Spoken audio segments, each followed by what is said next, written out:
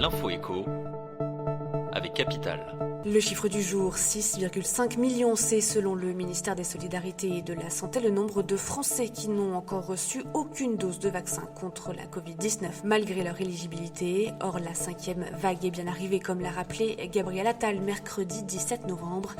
Alors faut-il renforcer les restrictions sanitaires, quitte à aller jusqu'à confiner les non-vaccinés comme le fait l'Autriche depuis lundi?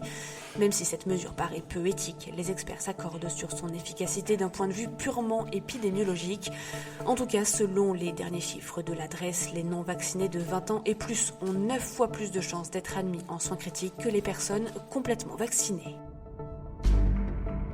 Le coup de gueule du jour est poussé par les ménages les plus modestes qui ont subi une perte de 0,5% de leur pouvoir d'achat durant le quinquennat d'Emmanuel Macron. Ce mauvais résultat, engendré notamment par une hausse de la fiscalité du tabac, a été calculé par l'Institut des politiques publiques dans une étude qui mesure l'impact des décisions prises par le gouvernement depuis 2017. Seule consolation, ces perdants du quinquennat percevront à partir de décembre l'indemnité inflation annoncée il y a quelques semaines par le président. Hormis ces ménages, le bilan est cependant plutôt favorable à l'ensemble des Français. Leur pouvoir d'achat a augmenté en moyenne de 1,6%.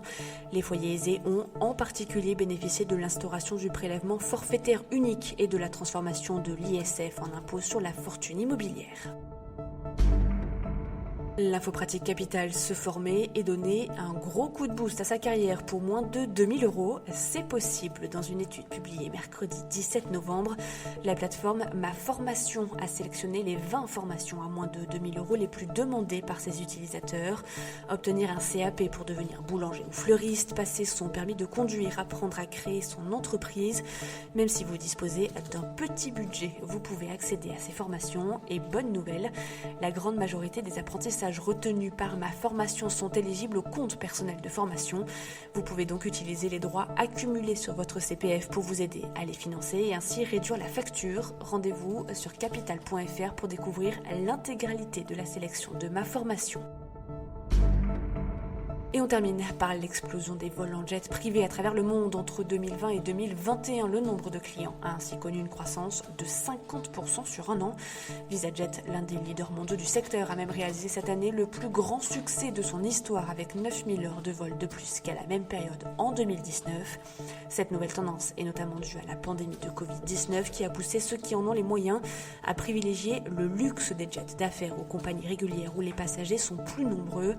Autre explication à ce phénomène, le manque de disponibilité de certaines lignes commerciales dont plusieurs ont été interrompues, notamment sur le secteur du long courrier. Pour pallier cette absence, les jets privés prennent donc le relais, si bien qu'en 2021, les leaders du secteur parlent d'âge d'or pour l'aviation privée.